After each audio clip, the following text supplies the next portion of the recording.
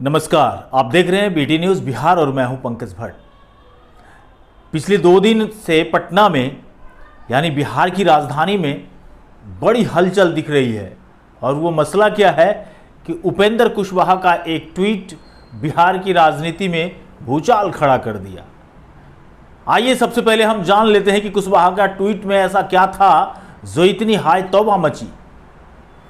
इस ट्वीट में जदयू संसदीय बोर्ड के अध्यक्ष ने पूर्व मुख्यमंत्री सह पूर्व रेल मंत्री तथा घोटाले के मुख्य किरदार को सामाजिक न्याय का अगुवा बताया था। उन्होंने जो कुछ कहा उसे सत्य भी माना जा सकता है, क्योंकि लालू प्रसाद की ताकतवर जातिगत राजनीति और बिहार प्रदेश में उस वक्त की सामाजिक नीति ने प्रदेश भर के दलित, पिछड़े, अल्पसंख्यकों को बिहार की राजनीति के मुख्य धारा से जोड़ने का साहसिक कार्य अवश्य किया था। उन्हें शिक्षित करने के लिए लालू यादव ने चरवाहा विद्यालय खोलने की घोषणा की थी। यह बात आज की नहीं, 90 के दशक की है, जब लालू प्रसाद ने खुले मन से कहा था, ओ गाय चराने वालों, ओ भैंस चराने वालों, पढ़ना लिखना सीखो। पूर्व मुख्यमंत्री के इस उद्घोष ने देश दुनिया में बहुचर्चित कर दिया था। 23 दिसंबर 1991 को मुजफ्फरपुर के तुर्की में 25 एकड़ की जमीन में प्रथम चरवाहा विद्यालय खोला गया था, जिसका विधिवत उद्घाटन 15 जनवरी 1992 को किया गया था। अमेरिका और जापान ने भी इस विद्यालय के कंसेप्ट से प्रभावित होकर अपनी टीम को इस विद्यालय के करीब से जानने के लिए एक टीम भेजी थी। तत्कालीन राजद सरकार ने इस विद्यालय को चलाने की जिम्मेदारी लगभग आधा दर्जन विभागों के कंधे पर डाल दी थी, जिसमें कृषि, सिंचाई, उद्योग, पशुपालन, ग्रामीण विकास और शिक्षा विभाग थे। इसमें पढ़ने वाले बच्चों को मध्याह्न भोजन, 2 पोशाकें, किताबें और मासिक छात्रवृत्ति के तौर पर 9 रुपये दिए जाने के साथ साथ पढ़ाई समाप्त होने पर प्रति बच्चों को 2 गट्ठर हरा चारा मवेशियों के लिए घर जाते समय देने का प्रावधान था। लेकिन यह विद्यालय का नामो निशान नहीं रहा, शायद इसलिए कि इतने सारे विभागों के साथ सरकार का सामंजस्य बैठाना ही मुश्किल हो गया। परिणाम स्वरूप चरवाहा विद्यालय, जो कि श्रम की प्रतिष्ठा का विचार था, जहां वैज्ञानिकता के विचार थे, रोजगार के साथ शिक्षा का विचार था, आपसी खींचातान के विभागीय अंतर्कलह की भेंट चढ़ गया और एक महान सोच का अंत हो गया। आप लोगों ने एक फिल्म देखी होगी जिसमें एक्टर अजय देवगन की वो शायरी जो काफी प्रचलित हुआ था, लगभग 100% लालू यादव के व्यक्तिगत राजनीतिक जीवन पर मेल खा जाता है। मुझे अपनों ने लूटा, गैरों में कहां दम था, मेरी किस्ती थी वहीं डूबी जहां पानी कम था। लालू यादव के अविरल संघर्ष और जातिगत समीकरण ने जहां एक और बिहार की गद्दी दिलाई, तो इसी समीकरण को मजबूत करने में हुई चूक ने लालू प्रसाद को कलंकित भी किया।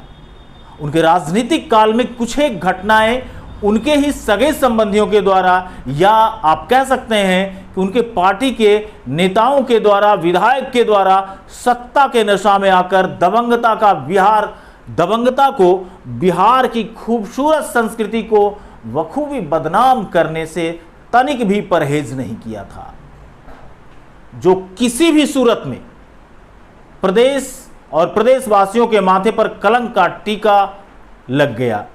कुछ एक मायने में आप कह सकते हैं कि लालू यादव के खेमे ने बिहार प्रदेश के तमाम संसाधनों को प्रदेश का संसाधन नहीं बल्कि परिवार का संसाधन मानकर उपयोग करने लगा था। जो लालू प्रसाद की सामाजिक न्याय, सामाजिक चेतना पर आज भी सवालिया निशान खड़े करते हैं और भविष्य में भी करते ही रहेंगे। यह कलंक उनके परिजन और सगे संबंधियों को खुले छूट मिलने के कारण पारितोषिक के रूप में दिया गया। शायद लालू प्रसाद को भी यह कसक दिल में तीर की तरह आज भी चुभती होगी, जिसे खुले तौर पर वह किसी को व्यक्त भी नहीं कर पाएंगे। आइए हम आपको उनके कार्यकाल में हुए कुछ जघन्य अपराध, जी हां, घृणित अपराध के कुछ बिंदु की चर्चा करूंगा। हम कुछ ऐसे बिंदु पर चर्चा करेंगे जो बिंदु निश्चय ही सामाजिक न्याय के अगुआ जैसे शब्द को कलंकित कर देगा अगर हम एक राजनेता होकर के एक सामाजिक न्याय की लड़ाई लड़ने के झंडे को उठा करके और सामाजिक न्याय के जगह समाज के अंदर अन्याय का एक बड़ा सा सबूत खड़ा कर दें, तो फिर हम उस व्यक्ति के लिए सामाजिक न्याय जैसे शब्द का प्रयोग नहीं कर सकते। आइए हम आपको पहला उदाहरण देते हैं। बड़ा चर्चित हुआ था शिल्पी गौतम हत्याकांड। पटना विमेंस कॉलेज की छात्रा शिल्पी और उसके बॉयफ्रेंड गौतम, जो कि राजद का कार्यकर्ता था, जी वो किसी और पार्टी का नहीं, राष्ट्रीय जनता दल का ही कार्यकर्ता था और लालू प्रसाद यादव के परिवार से काफी करीब रिश्ता रखता था। दोनों की हत्या हो गई थी और एक कार से दोनों के शव को नग्न अवस्था में पाया गया था। शिल्पी बेहद खूबसूरत और पटना के एक बड़े व्यवसायी की बेटी थी, जिसका सामूहिक बलात्कार का आरोप राजद के विधायक और लालू प्रसाद के सगे संबंधियों पर लग रहा था, जिसकी जांच सीबीआई कर रही थी, परंतु आज तक जांच अधर में ही लटका रह गया। और जब इसे फिर से स्टार्ट कराने की उस शिल्पी के भाई ने कोशिश की तो उसे उसके घर के सामने से उठा लिया गया था। दूसरी एक और शर्मसार करने वाली घटना हम आपको याद दिलाते हैं। 1982 बैच के आईएएस अधिकारी बीबी विश्वास की पत्नी चंपा विश्वास के साथ क्या हुआ था आप भी जानते हैं। अगर नहीं जानते हैं तो हम आपको याद दिला देते हैं, आपको भली भांति याद आ जाएगा।